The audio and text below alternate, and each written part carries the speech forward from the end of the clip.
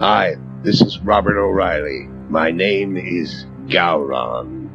Honor to you and your house. You're listening to Trek FM.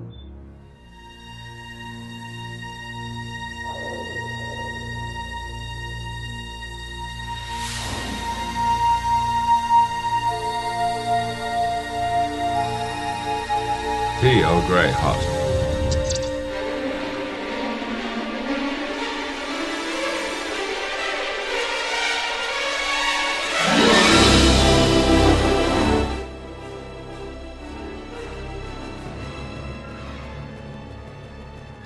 Hello and welcome to another exciting episode of Earl Grey. I'm one of your co-hosts, Lee Hutchison, and I'm joined by... Amy Nelson. And Richard Marquez. How do we follow up our first episode? So we've been debating all week, we've been going to our idea well, and in a way this is kind of a semi-sequel to what we discussed last week, that at the tail end of our discussion about First Contact, we spoke about the line that Picard says, that disease, hunger, famine, money are all wiped out in Star Trek Next Generation. And this is quite an interesting idea because in Deep Space Nine we see corruption in the Federation, suffering, wartime, money. In Voyager we see the Maquis, terrorism within the Federation. All these different attitudes are shown. But in the Next Generation, more so than the original series, which is the embodiment of Roddenberry's vision, we saw in Star Trek, the original series, no peace in our time, said Chang. But then in the Next Generation, we seem to have really moved into that utopian vision of Roddenberry. The Federation isn't at war. Their only threats are how to kill time on the Enterprise D and the holodeck. And does that vision of utopia work in the Next Generation? And why does it work? Why does it not work? Richard said last week he didn't think it did. Amy thought it did. I was a little torn. So this is kind of Richard's idea to kind of go with this episode. So I'm going to hand over the hosting duties to this one and see how he kind of makes his case that this utopian vision perhaps is just not too practical in the Star Trek universe. And maybe Amy can kind of point him in the right direction and give him some hope for the future. So, Richard, you didn't think utopia worked in the Next Generation's world. Why not? Well, I mean, one of the points I made in the last podcast was that it eliminates that drive for a goal. Now, I understand that a good majority of Next Generation is about increase, or I guess the accumulation of wealth and money and things is not really a drive anymore. It's more of a self-improvement. But what propels you to go for that kind of improvement? And to me, something like not like currency is something that would be used probably in the 24th century, but there's got to be something. I mean, we even have there's even the Star Trek Online game that deals with Federation credits. I mean, something like that I can understand, but like I mean, you got to have something to barter with. I mean, you can't always have. You can't always have like materials for like other species, like let's say the Ferengi who want nothing but gold pressed latinum and basically plate everything gold pressed latinum, even their toilets. Like I mean, it just doesn't register in my mind because actually I've read a couple articles. Amy can probably talk about them. There was a YouTube video of I'm assuming it's an economic or economist that's basically talking about how eventually it's going to get to the point where money and wealth is not going to be a drive anymore, and we're going to be more in a sense the intellect of a person is going to be more valuable than now. I would hope so, but I don't know. I just can't see it. Well, don't you think when Picard says in First Contact that we work to better ourselves and humanity? I mean, can't you see that? I mean, when I hear that, I think, okay, if I didn't have to worry about money, if I didn't have to pay bills, that I could really work on myself and I think work on humanity. I think being a teacher, I'm always trying to hone my skill and teach the best that I can. And if I didn't have to worry about money, I could really excel at that. And I think that that would improve humanity. I think if we could get rid of that whole working for money, I think we could better ourselves and better humanity. I think you're right there as well, Amy, that I work in academia as well. And I find that's a very good point. And I kind of share it as well, that I work in a lot of different classroom environments. And in a lot of the times, especially the kind of, say, the artistic classes, I sometimes think it's a waste of time. That a lot of these students are creative, such wonderful ideas, but there's very few places in the world that will reward that financially. It's very difficult through the arts to build a house, and the idea that if money wasn't an object, that we could become a bit more of a creative society. Think of all the amazing books that would be written, the amount of time that we could dedicate to exploring ourselves and discovering like true talents. What are we truly talented at? And to kind of work on thesis, ideas, have the time to properly focus our brains on discovering something, bringing something to mankind, as opposed to perhaps slotting into any old job and kind of creating financial, support and stuff. I think there's definitely something to be said there, that we're not getting the avenues to explore.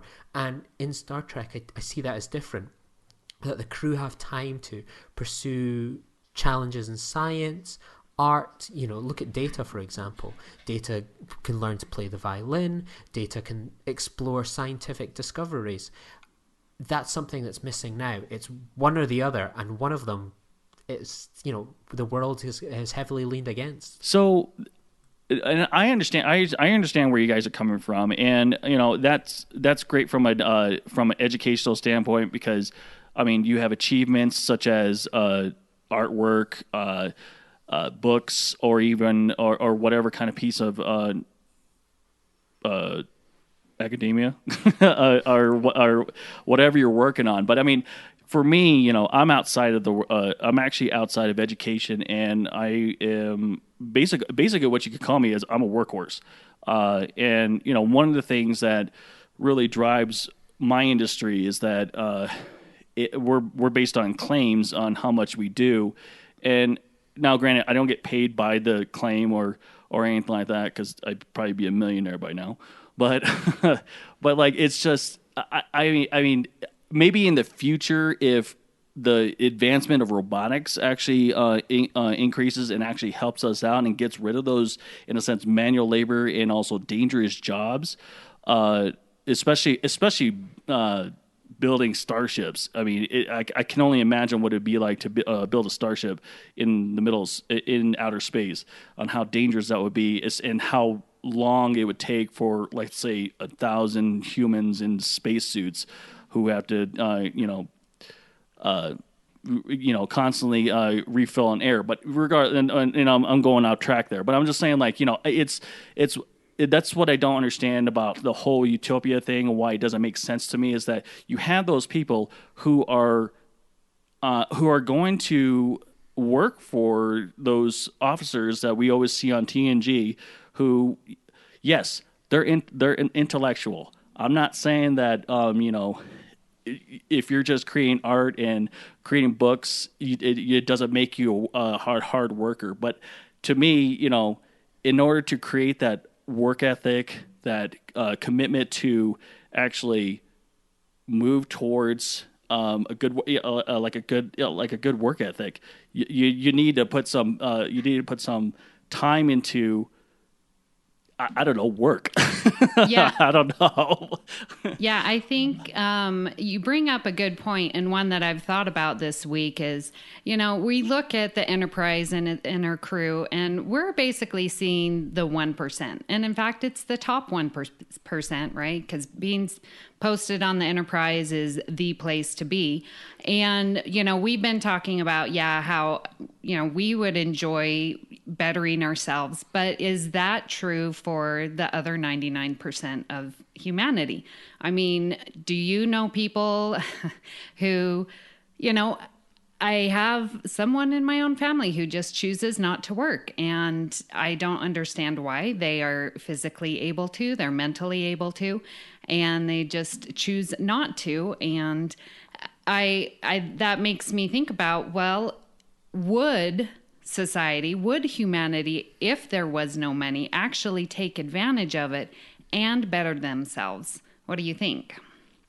I think one of the big flaws with the Next Generation in particular, and really most of Star Trek, is that we've very, very little see of the day-to-day humans.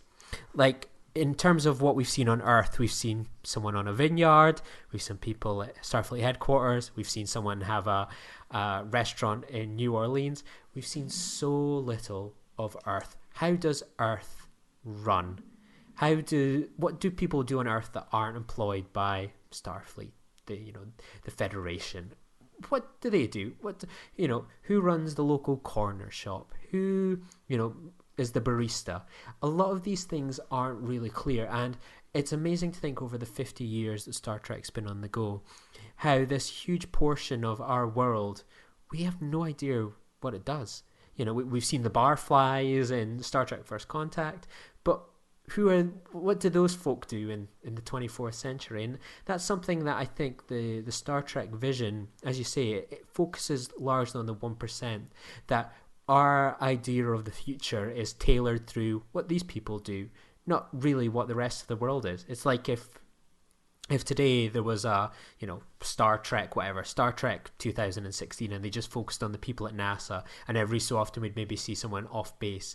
Our idea, if we were sending that out to the world, would be that everyone's kind of like at NASA. Everyone's a space explorer, everyone's in the sciences, everyone is, creative, all these different things. We wouldn't have an idea what the Lees, the Amys, the Richards, the Barflies, the Lazy Brothers, the significant others do in the world. So I think that's a huge flaw within the presentation of Utopia and the Next Generation, is that it is, as you say, that 1% trekkers. Yeah, people have an amazing ability to be unhappy, and I think a lot of people do choose to be unhappy, unfortunately, and so that does put into question this utopian society that Star Trek brings up. Well, another thought I had was, if we're striving, like if we're not trying to accumulate, money, well, what are we trying to do? We're trying to be the best. We're trying to, better ourselves. But I just think humanity has a drive to be the best. Well, if everyone's the best, then no one is the best. And, so much in our culture that being the best is getting that high status in whatever profession or field you're in, which therefore leads to greed. And I think we see a lot of that. And so how can we better ourselves? And like you mentioned before, Richard, like what is going to drive us? Because if I'm going to be the best teacher, then there has to be others who aren't good teachers in order for me to be the best. You know what I mean? Yep. Oh, I totally agree with you. Because, like I said, within my own industry, it's the same thing. You got people who are trying to, compete against each other. And, you can help them out. I'm not saying that I don't on my end. I'm just saying, like, as in, like, in the future, it's just, you have to have, there has to be something. As we're talking about this, and we're talking about wealth and just what drives us. Really, that borders right there with evolution. What's next for the human race? It's not, well, and in this case, it'd be the Federation. But I'm talking about, like, for us as a species. We can go past economics, but really the only real drive, if we want to increase our intellect as well as to better ourselves, I guess the next step would be, if we got rid of economics, would be evolution. Well, I or think something in like that. the neutral zone, when those cryogenically frozen 21st century people, remember that episode? And Hillbillies in space. yes. So Picard says people are no longer obsessed with the accumulation of things. We've eliminated hunger, want, the need for possessions. We've grown out of our infancy. And he's talking to the rich guy, Offenhauser, and he's like, there's no trace of my money. My office is gone. What will I do? How will I live? And it just goes to that point that, you know, are we still in this infancy where we can't imagine how we're going to motivate ourselves if money isn't involved, you know? And is just the motivation of being better, is that enough? I think the first thing that we would need to do to get really to that Roddenberry vision of utopia isn't so much removing of the economics. I feel that's kind of a much later stage. I feel it's that our society, especially at the moment, is one that's very insular, that in recent months the UK has voted for Brexit, to remove itself from the European Union. You have the election of Donald Trump in America, where the main policy, regardless of whether you support him or not, is about removing oneself from kind of there was talk of removing themselves from NATO, partnerships with Europe, partnerships with Asia. And it's making the US something insular. We look at, you know, especially throughout the wave of Europe just now, the idea of a European Union seems to be crumbling apart.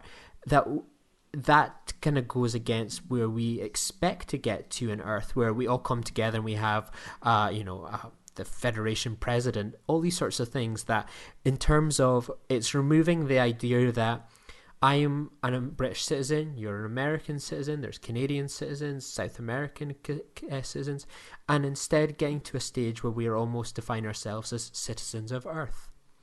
That if we can get to that stage where then we are cooperating with other nations, that instead of a nuclear race to see who can produce the most nuclear weapons, it's who can produce the most energy efficient technology and pull people up with us. That when we're sharing, sharing wealth, sharing ideas, sharing technology, and that builds itself up. That when you get to that stage, then the idea of, say, a shared global currency, and then it's constantly evolving through those thousands of steps that it'll take. Just now we're probably viewing it as, how do we get from there to here? And how we get from there to here is through a hell of a long way to get to that kind of united Earth that they speak about in the higher ground. So Lee, you're saying we're stronger together? Well, yes, you could argue that. I'm sure copyright.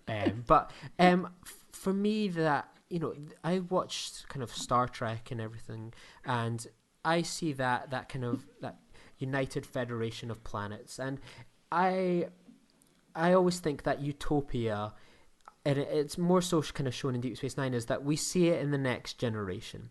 This is a utopia society. Everything's perfect in the future. Everyone's happy in the next generation. There's peace in our time. But it's almost, to quote The Dark Knight Rises, it's a burrowed dam that we're all living on. That this utopia is built upon, there's corruption within the Federation. We see somewhat of that in the next generation, admittedly through alien worms, but we see that more so in Deep Space Nine, that the next generation that we know and love, is it maybe just a fraud? It's not actually real. We've seen the other side. That Section 31, they're doing a lot to keep that afloat. There's just got to be more. I mean, we run into so many species. Well, in the TV show, we run into so many of the species that have economy, and it's just, I don't know. Yeah. I mean, I guess you can. Well, even still, that's still in a sense. Well, I guess wouldn't technically like an exchange of like great works, artworks, or even replica copies, or even, we've even seen where in the very first season of TNG, where Picard gives away that Chinese dynasty horse, I think that's what it was. I can't remember what it was, as a piece of offering. I mean, even that could be like considered currency to those people. I mean, I guess you could use that as a barter system. I don't know. Yeah.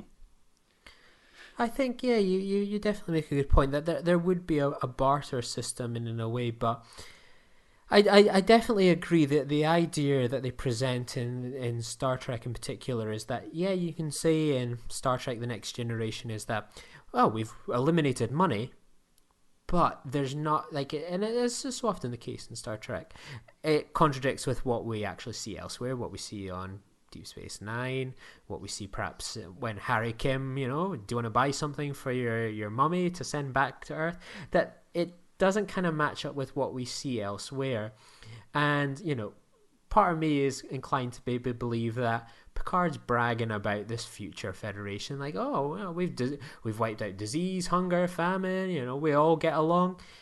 Maybe I think there's maybe a bit of him being a bit of a blowhard there, bigging up the Federation, that is this perfect utopia, that we've got it all.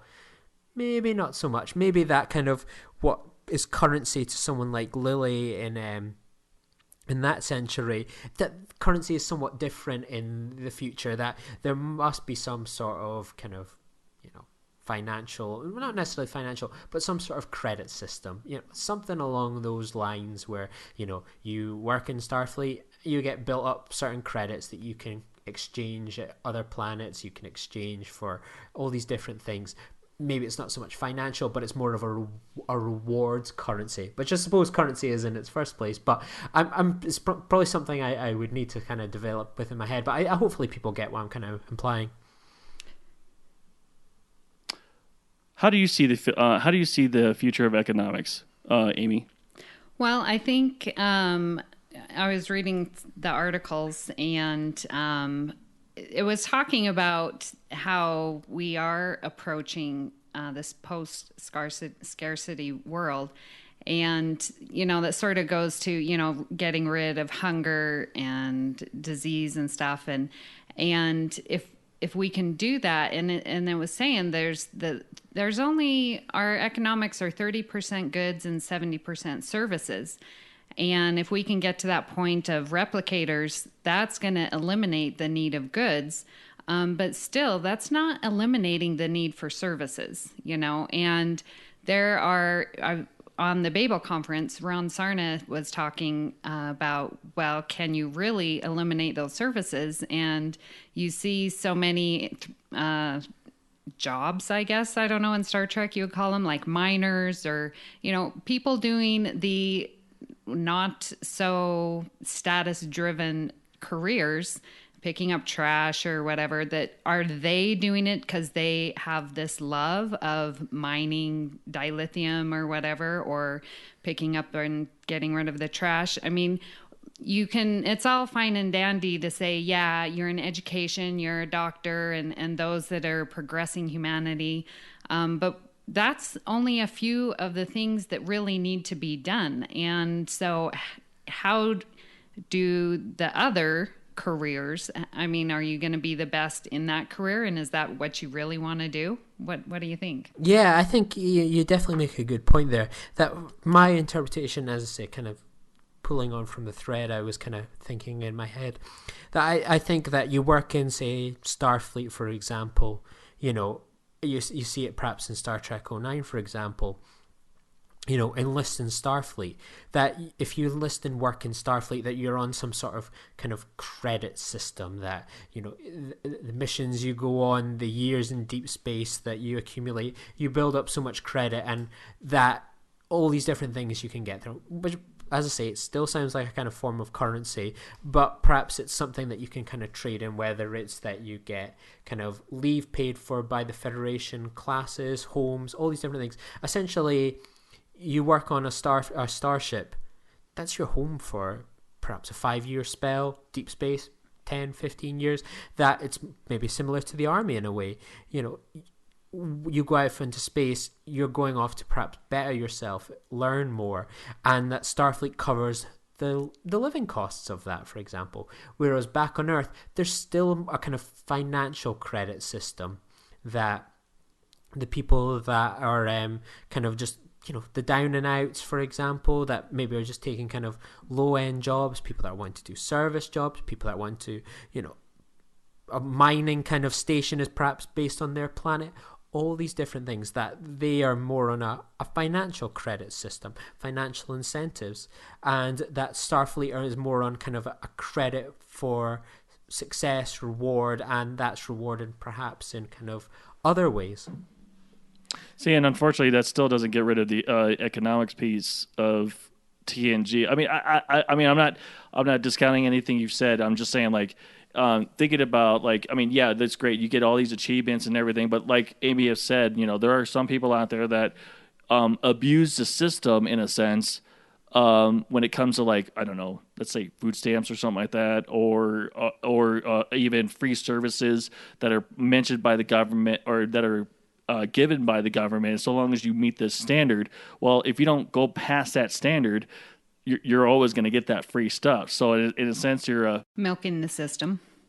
So you're milking the system, and it's like, I mean, in the future, I can only see that problem getting worse. And okay, so maybe like, yeah, replicators would get rid of goods.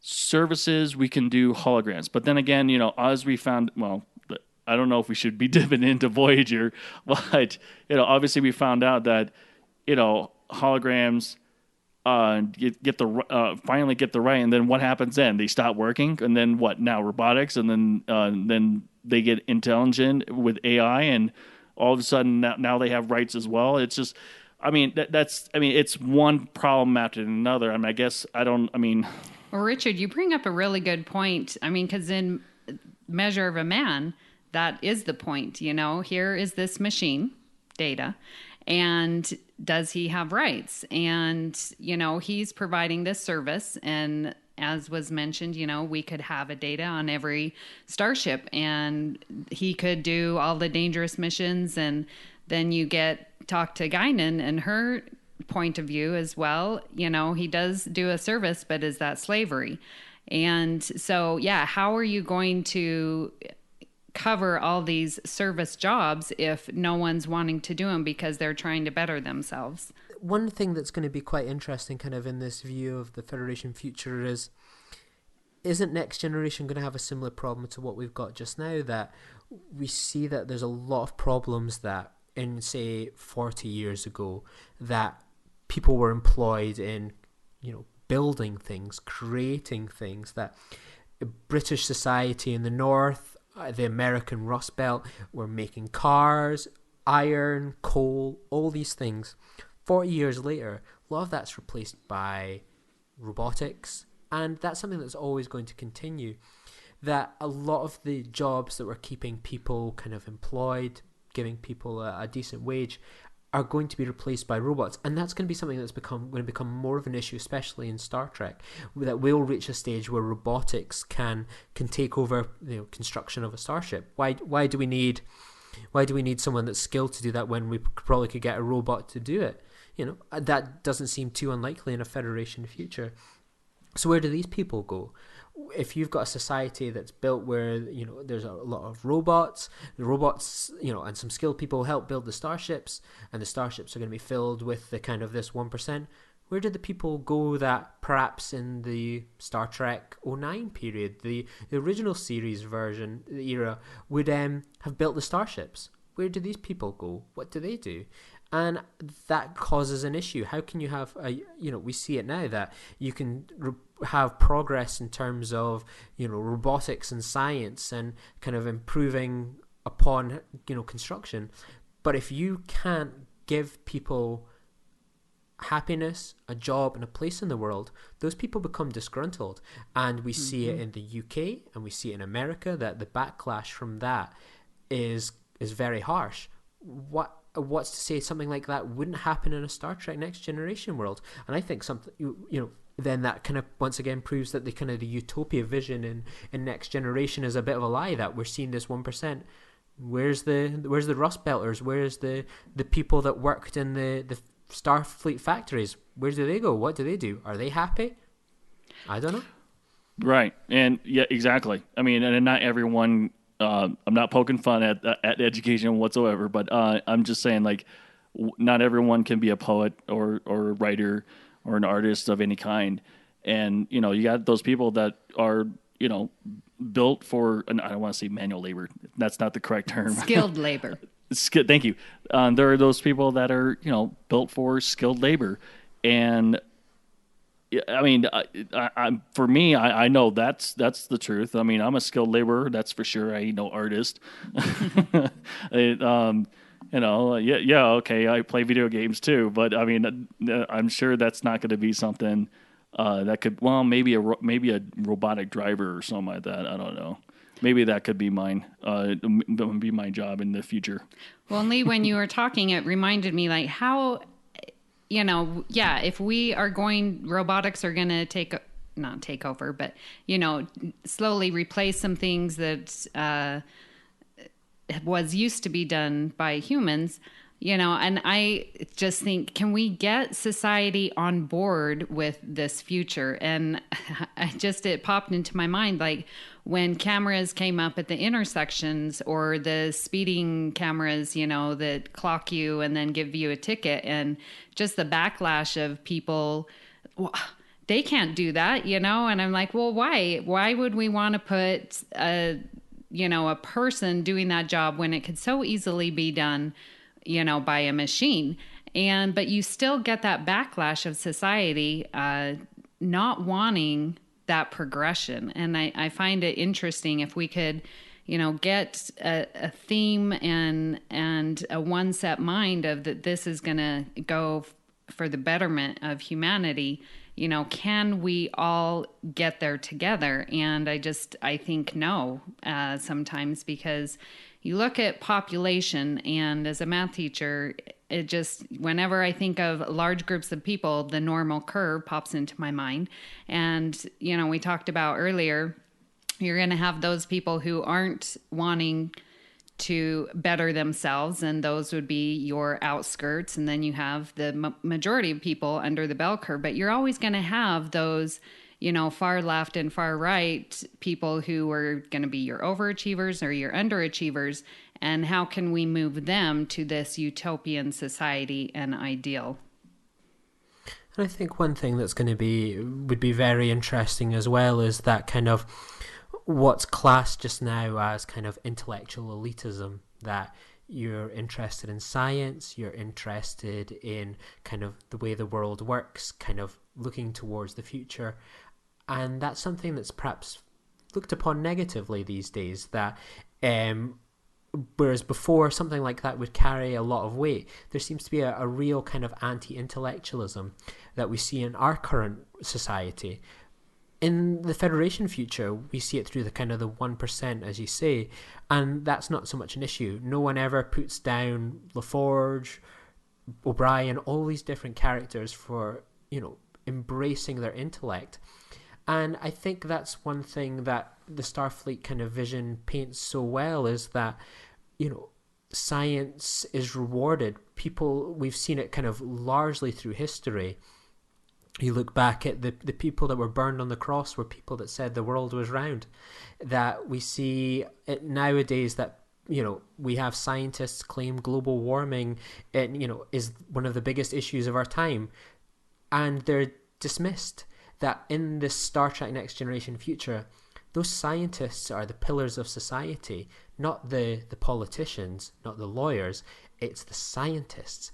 And that's something I'd love to see that Star Trek. That's the one part of the Star Trek utopia I'd love to see come to life, is that kind of respect of intellect, respect of science, that is all too missing, especially in the West these days, and, you know, in the East as well. That get back to that roots. That's part of the Roddenberry vision, as much as kind of financial side is the importance of science and how science is used for the betterment of everyone. Just now it's used as kind of a political weapon.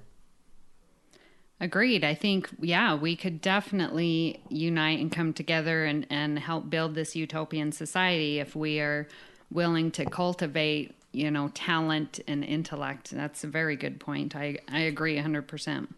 you look at like America just now, and America, you know, in particular, was built by that kind of those Rust Belts. Those were the people that kind of built American society. Those people that went out west, you know, searching for gold. Those people that laid the train tracks to California.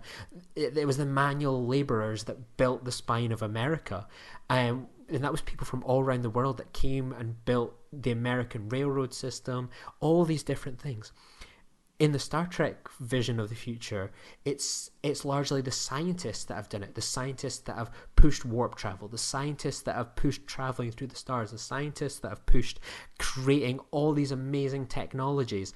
And that's something that I think is a beautiful vision for the future, is that constant evolving, that we're using our hands to create a foundation and using brains to continue to push that forward and stuff. And yes, those hands are just as important in is constantly building, but we need those brains as much as anything to help, you know, control and build and push on, I believe.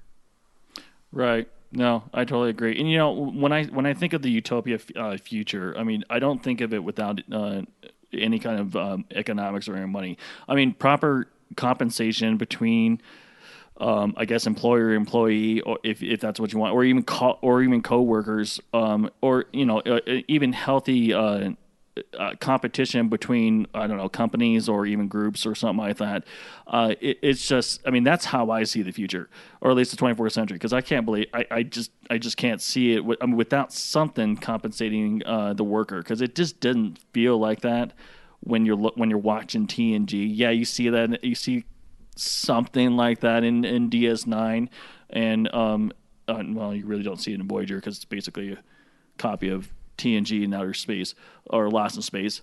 But it's just, yeah, I mean, I'm all for increasing, you know, intellect and whatnot, and it's just, what I'm starting to see is, what I'm starting to envision in my mind about the future is that it's just, it feels like it's going to divide again, like you know, but obviously today with you know, there's more division today than there ever was, I'm sure, in the last 10-15 years, especially within the United States. But I'm talking about like who are those people that are more intellect than those others, like we're saying, people who are the 1%, and then those others that are the 99% who provide all those services. So, I mean, hopefully not. Hopefully we evolve past that, or at least 300 years from now. I hope so. And I think it's definitely going to take a long time. We see it in Enterprise, for example. There was a lot of kind of what we're seeing now is in terms of that there are a lot of unhappy people about kind of the demographics of the world that are changing. You know, the world's changed from what they knew before the Vulcans arrived, before Starfleet went into space and started making first contact with all these people, that we can. It's that kind of go back to the progress thing. We can be insular in our politics in UK, Europe, and America, but progress is still going to happen. America, you know, for example, like by 2051 or something like that, that it's going to be more minorities than, you know, white individuals. That's not, no matter what happens, no matter who's in power, that's something that's unstoppable. In the UK, for example, that's unstoppable either. You can have moments like this where you can try and fight the tide in terms of politics, that you can look inward and say, we want to kind of, you know, make America great again by, you know, keeping things within America. But reality is always going to be pushing towards that Star Trek vision, and that gives me hope that we can say we want to keep things inwards, but the way society is, the way it's diversifying, it has no choice but to work together. And with issues like climate change, where we're going to have that Star Trek brain on, where we're going to have to work with the sciences, we're going to have to work with the inventors, all these people, that gives you hope that it could be a mini federation, that people are going to be around that table using their brains, their best people, to build a better world that we can survive in, that we can make Earth hospitable so that we can eventually go into the stars. That's gotta happen, and it will happen. Nothing can stop that, because it will happen. Progress is, you know, smashes through boundaries, politics, and it will happen. 24th century, it's not unrealistic that progress will push so far that we could get to that Starfleet utopia. Progress can be very disturbing and very tricky for a lot of people, but it's unstoppable. That was like the perfect ending. No, I agree with you too, Lee. As in the last podcast, I really do believe in a Star Trek utopian society, and feeling that it is possible. I think it is a direction that we can work towards, and you can look back on history and see all of the progress that we have made, and that it's going to continue. I mean, who can stop us now, really? And you look at the advancements that we have with, say, for example, the internet, and those people, creative minds who made that happen, and now all of the social media, and I think it brings people together, and so I can see the utopian society taking place. But does that utopia society have currency or not?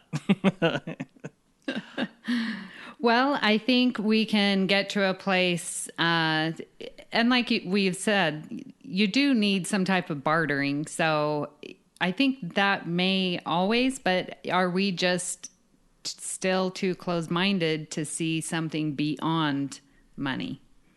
We just may not have seen what to do to replace that. I think that the trading of ideas is going to be truly important and the most worthwhile currency. That you think of kind of Japan after the World War, and America pumped it full of all this money, and it became one of the most diverse societies in terms of how they use their technology, for example.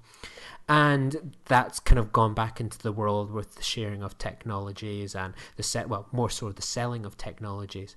And I think I can see a future really where it kind of goes in a face of what the Prime Directive perhaps is, but when the Federation turns up a planet, and it's like, instead of that, what can we buy and sell to you, it's like, what can we trade? Okay, what's this planet got? We've maybe got this ore. Maybe we've got this idea that creates a cleaner warp drive. Well, we can trade that. We've got this amazing replicator technology. Let us have that. And those ideas are so much more value from it than money. You could give a planet 10 billion. It can put in perhaps into other things, but you give an idea, you give a technology, and you can enhance that society perhaps in a way that finances can only go so far. And I think that's going to be the future, is that we see Starfleet have got all these incredible technologies, and if they share it wisely, they share it among friends, share it among allies, that's a vision worth believing in. That the Kazon were never going to get the replicators because they're not part of that kind of federation. If you've got ideas, then you can bring people to the table and you can go, we've got this, we're willing to share that, are you willing to share something with us? And it creates a partnership, it creates a development as opposed to a rivalry. How can we help you and you can help us? And that's worth more than any money on the planet, I believe. Agreed. Wouldn't that work for different species, or even now in the world today? We could share technology and whatnot. That still doesn't answer the question of within like a Federation society. I mean, granted, okay, we can talk about barter system and all that. I still don't see it. I still don't see it without a money. We see that Earth's got currency. The Ferengis got currency. How many of these other Federation nations, and Picard lists that there's a hell of a lot of them, actually have currency? That we're in a way putting our values onto these other planets. It's currency is something that's developed kind of naturally in our society. That you could throw a planet all the way hundreds of light years away, and their evolution, their society growth, who's to say they would ever even have the idea of currency? That they're perhaps, it's never even something that's ever possibly happened there. So the idea that when we're going out into the stars and we're looking to create partnerships to develop a utopian society, perhaps money is not even an issue that we need to overcome with a lot of these nations. And it's, in a sense, perhaps differences of application, ideas, that really is going to be the thing to overcome as opposed to financial. You're talking about like a socialist socialist society? Like everyone? It's highly possible that you bump into socialist societies, you bump into societies where they trade ideas. Look at the binars, for example. There's no financials there. It's all about technology.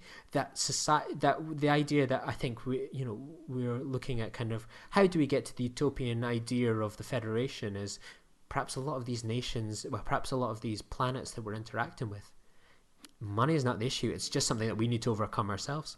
Wouldn't that create a problem of like creating classes? Okay, I mean, because correct me if I'm wrong. I mean, I'm a little rusty on my political science, but like, isn't that the main problem of socialism? Is that it creates, it basically divides people into groups, as in like those who are obviously let's just say like miners versus like someone who does computers or something like that, or like an office job. Obviously, someone who's doing computers won't get the same amount of rations as someone that's a coal miner. I mean, because obviously they need more energy to work, or maybe not even a coal miner, or just some kind of manual labor of some sort. I mean, something like that wouldn't necessarily be useful to, let's say, like I said, someone that works in an office. I mean, that's my only issue with it, because I mean, what socialism is about equal fair share of everything, and really, it's not really great on a society, or at least, I mean, not a pure socialistic society. Well, I think the problem with that is people equate fair with equal, and that's not always the case. And I see it a lot in education, and my students complain to me, but I need to remind them equal is not fair. And so, yeah, if you are doing manual labor, then yeah, maybe you need more support or more food or what have you. And so again, but then you need someone doling out that fairness. And there you get into, I think what you're saying, this class level, of those who are saying what everyone's going to have, or those who's, going on a case by case, judgment of, well, you get this, who is the one that's doling it out. But in a utopian society, I think, Lee, what you were saying is that, we could come across other planets and other species, and like the Binars or others, that they do this trade. And I love the idea of meeting someone who's never had to deal with money, and that, yeah, there's going to be trade, but that doesn't always equate to money. And so that, yeah, I can trade an idea with you if you trade an idea with me, or even trade an idea for, something else, something tangible. It doesn't always have to be intangible. And I love that idea.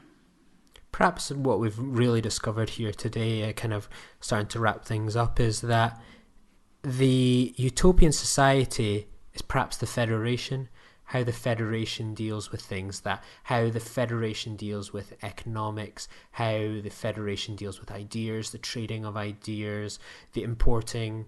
And back on Earth, while a member of the Federation, perhaps has different ways of going around things, how that society pays, credits, all these different things. And that's something that we just don't have the information on to really say, how is things run on Earth? Because the sample we've been given in 50 years of Star Trek is so small, whereas the sample we've been given within the Federation shows a lot of what we've spoken about, that within, the Ferengi, the Ferengi aren't members of the Federation. They deal with credits. Out with that, how many of the other planets within the Federation do we see deal with credit? Next to none of them. And that we just don't have enough information to really say, this is how the utopian vision, especially in terms of economics, is built within the Federation, because the data is so limited. So we can only conjecture and speculate. We've got a lot of information on how the Federation operates. We've got enough to know that most of the nations never mention credit. that within the Federation there's the trading of ideas, personnel, all these ideas, intellectualism. That is what the number one trade is. What's it like on Earth? We just don't have enough information, and that's something that's really is missing. And we've got the Ferengi, not a member of the Federation as far as I remember, and they buy into currency. So we really need more information to come to a conclusion on how this utopian society that we see in particular through the next generation, where there is no war, but there's this trading of ideas that truly is peacetime within the Federation. We just don't know. An economic utopia is not the only thing we've been talking about on Trek FM this week. Here's what's been happening on all our other shows. Previously on Trek.fm, melodic treks. Now, both of those tracks make me think of Indiana Jones. Yeah, I definitely think you're kind of right there. I'm not ashamed to admit that I have only ever seen the fourth Indiana Jones movie. Dear Lord. Warp 5. What's your favorite episode of Enterprise? I usually say Strange New World. The first part of Strange New World just reminds me so much of being a kid and growing up in southeastern Oklahoma and the mountains and the woods. And I just imagine what it would be like to go camping on an alien planet. Meta treks. And that's the world of language that we live in. It's not this purely referential sense of language. Like when Riker says a minuet, he doesn't just mean, oh yeah, that thing minuet that I can point to, whatever that is on the holodeck, right? The 17th century French dance. Maybe he wants to dance. Riker wants to bust. And that's what else is happening on Trek.fm. And remember, people, get your 5-star reviews in for the podcast. We'd love to see them. If you leave a 5-star review in the UK iTunes store, remember you'll be put into a raffle to get 2 of the amazing Eagle Moss Star Trek Starships collection magazines, the Bajoran Fighter and the Warp Delta Starship. Now, they are worth £20, but all it costs you to get into this raffle is a 5-star review in the UK iTunes store. It would mean a lot to us and the previous hosts of this show. As I say, it would mean a hell of a lot, and you can be put into this raffle and we will draw a winner at the end of the year. So get those 5-star reviews in, or any type of reviews you want, but the 5-star reviews will get entered into a raffle. So get typing and get starring. Okay, well, we'd love to hear your guys' ideas on the Babel conference.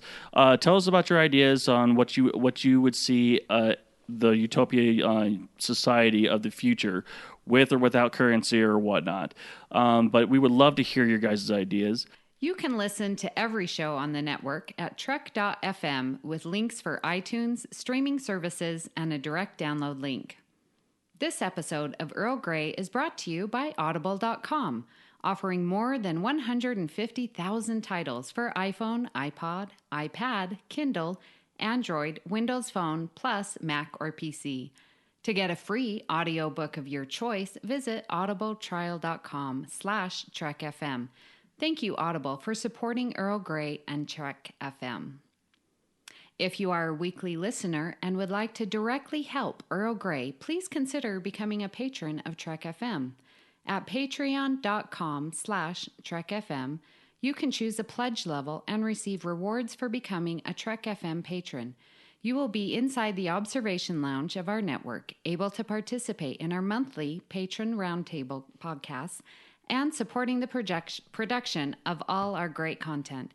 We would like to take this moment to thank our current Patreon associate producers, Stephen Boyd, Michael Hueter, and Ron Saarna. Thank you for supporting Earl Grey. Connect with other Trek FM listeners on our Facebook discussion group called The Babel Conference, found through the Facebook search field, or like the facebook.com/TrekFM page for show updates and announcements. The network is also on Twitter at Trek FM. If you would like to contact Lee, Richard, or myself, visit trek.fm/contact to send us a subspace message or find us on social media. So, Richard, where can people find you? They can find me on the Babel Conference. I pop in here and there. And also, they can find me on Twitter at XRansom. Lee, how about you? You can find me at Star Trek VHS and you can find me at Lee_Nostromo, and you can find me on my own podcast, Filibuster, where we talk about Star Trek sometimes, and we talk about movies, film culture, geek culture, everything that's kind of going on in the indie cinema. It can change week to week, so yeah, you can find me there too, on the Nerd Party Network.